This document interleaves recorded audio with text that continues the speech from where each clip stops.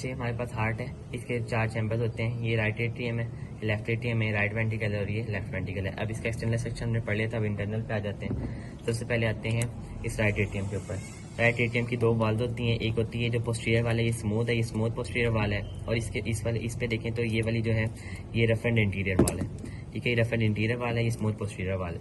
ये smooth posterior वाल है ना, एम्ब्रियोलॉजिकली ड्राइव होती है right horn of sinus venosus से। ये जो स्मूथ वाल है ये आ रही होती है right horn of sinus venosus से डेवलप होती है, इसलिए हम इसको साइनस वेनेरम भी कहते हैं। ठीक है, और ये जो रफ इंटीरियर वाल है ये ड्राइव हो रही होती है प्रीमिटिव एट्रियल चैम्बर से, इसलिए हम इसको पैक्टिनेट पार्ट ऑफ एट्रिया भी कहते हैं। ठीक है, उसके बाद इन दोनों जो एम्ब्रियोलॉजिकल अलग अलग जगह से ड्राइव होती हैं दोनों दीवारें, तो इनको एक्सटर्नली एक लाइन होती है जो डिस्टिंग्विश या डिफरेंशिएट कर रही होती है, इसको हम कहते हैं सल्कस टर्मिनलिस।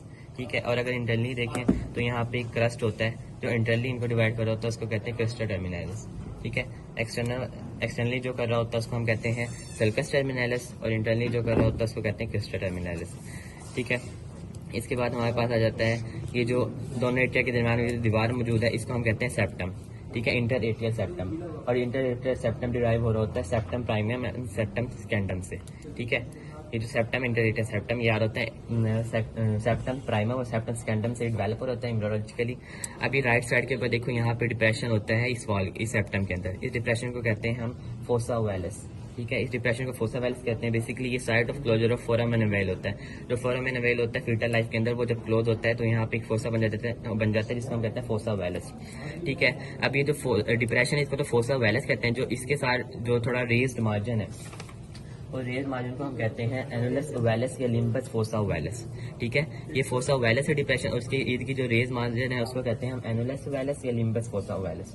ठीक है, इसके बाद हमारे पास जो सेप्टम स्कैंडम है ना, इसके अपर पार्ट के अंदर यहाँ पे मौजूद होता है एसए नोड, साइनोइडल नोड, जो कि होता है पेसमेकर ऑफ हार्ट। इसका एसए नोड क्यों कहते हैं? क्योंकि जो स्मूथ वाल है उसको हम साइनस वेनेरम भी कहते हैं, क्योंकि वो साइनस वेनोसिस आ रही होती है, तो एस साइनो उधर से आ गया, और एटीएल आता है क्योंकि एटीएल चैम्बर से रफ वाल आ रही होती है, इसलिए हम उसका एसए नोड या साइनोइडल नोड कहते हैं। इसके बाद वेनस ड्रेनेज की बात आ जाए तो जो हमारे पास अपर पार्ट का ना, अपर पार्ट ऑफ बॉडी है और अपर लिम्फ का वेनस ड्रेनेज है, वो आ रहा होता है सुपीरियर वेना केवा के थ्रू, और जो नीचे एब्डोमेन का पेल्विक और लोअर लिम्फ का वेनस ड्रेनेज है वो आ रहा होता है इंफीरियर वेना केवा के थ्रू। ठीक है, तो इस सुपीरियर से अपर पार्ट का आएगा और इंफीरियर से लोअर पार्ट का आएगा। सुपीरियर वेना केवा बनता कैसे है? वो राइट ब्रेकियस पैलिक और लेफ्ट ब्रेकियस पैलिक जब मिलती हैं तो सुपीरियर वेना केवा बनाती है। और ब्रेकियस पैलिक कैसे बनती है? इंटरनल जुगुलर वेन और सब क्लेवियन वेन दोनों साइड की मिला के राइट और लेफ्ट ब्रेकियस पैलिक बना रही होती है, वो सबको पता है। उसके बाद हमारे पास इसके अलावा वेनस ड्रेनेज कुछ स्मॉल वेसल्स के थ्रू भी होता है, जिसको हम कहते हैं वेनी कार्डी मिनिमस। ठीक है, वेनी वेन्स की वजह से, कार्डी कार्डिक हार्ट की वजह से, वेनी मिनिमस क्योंकि वो स्मॉल साइज की होती हैं।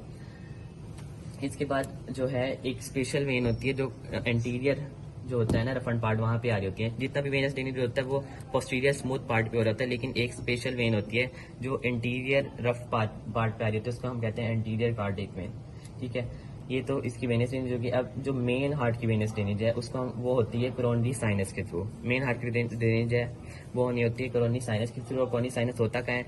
वो ट्राइकस्पिड ऑरिफिस, ये ट्राइकस्पिड ऑरिफिस है जहाँ पे ट्राइकस्पिड वाल ने आके लगना है, मतलब जहाँ पे ट्राइकस्पिड वाल होता है। अच्छा, ट्राइकस्पिड ऑरिफिस और इंफीरियर वेना केवा, इन दोनों के दरमियान में ये जो आपको डॉट नजर आ रहा है, ये होल सा नजर आ रहा है, ये होता है कोरोनरी साइनस। इसके थ्रू हार्ट की मेन वेनस ड्रेनेज होती है। ठीक है, इसके बाद हमारे पास आ जाता है राइट वेंट्रिकल। ये राइट एट्रियम का पोर्शन पूरा हो गया। अब हमारे पास आता है राइट वेंट्रिकल। राइट वेंट्रिकल के सबसे पहले हम इसकी बात कर लेते हैं। ये है ट्राइकस्पिड वाल। ठीक है, ट्राइकस्पिड वाल होता है, इसके 3 कस्प होते हैं, एक पोस्टीरियर, एक एंटीरियर और एक होता है सेप्टल। जो इस सेप्टम वाली साइड पे होता है इंटरवेंट्रिकल सेप्टम, इसको हम कहते हैं सेप्टल कस्ट। ठीक है, अब सबसे पहले क्या होता है कि जो ट्राइकस्पिड ऑरिफिस होती है ना, यहाँ पे लगा होता है एक फाइब्रस रिंग। वो फाइब्रस रिंग क्या होता है? वो जो एक हार्ट का पूरा फाइब्रस स्केलेटन होता है, वो बोनी स्केलेटन की तरह नहीं होता। बेसिकली वो टफ फाइब्रस टिश्यू का बना हुआ एक फाइब्रस स्केलेटन होता है जो पूरे हार्ट के अंदर मौजूद होता है। तो फाइब्रस स्केलेटन का पार्ट होता है वो फाइब्रस रिंग जो यहाँ पे होता है। पहले वो यहाँ पे आके फाइब्रस रिंग लग जाता है, उसके अंदर हमारे पास ट्राइकस्पिड वाल होता है। वो क्या करता है? वो इस वाल के अंदर से फ्लो को कंट्रोल कर होता है बेसिकली। ठीक है, बस अभी इतना ही याद रखो। उसके अलावा जो हमारे पास ये 3 कस्प होते हैं ना, इनके साथ नीचे से अटैच होते हैं कार्डियाई टेंडनी। ठीक है, तीनों के साथ कार्डियाई टेंडनी अटैच होते हैं, और कार्डियाई टेंडनी पे अटैच होते हैं पेपिलरी मसल के थ्रू।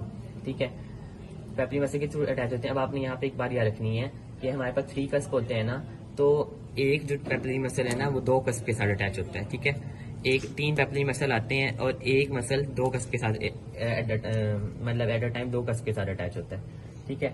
उसके बाद हमारे पास ये क्या करते हैं, पेपली मसल बेसिकली क्या करते हैं, जब पेपली मसल रिलैक्स कर जाएंगे तो ये क्या हो जाएगा, ये ओपन हो जाएगा वाल, और जब वो कॉन्टैक्ट कर देंगे तो ये खींच लेंगे इसको और वो वाल बंद हो जाएगा, ठीक है। उसके बाद हमारे पास आ जाता है, उसके बाद हमारे पास वेंट्रिकल की कैविटी की तरफ आ जाते हैं। तो ये वाली जो पीछे वाली आपको वाल नजर आ रही है, ये होता है रफ एंड इनफ्लो ट्रैक या रफ एंड पोस्टीरियर इनफ्लो, जो कैविटी या ट्रैक हम कह सकते हैं वेंट्रिकल का होता है, ठीक है। ये जो आपको रफ नजर आता है, ये इसको हम पूरा बोलते हैं rough and posterior inflow track of ventricle, ठीक है। और इधर से हम देखें तो ये हमारे पास एट्रिया था, ये वेंट्रिकल है, ठीक है। और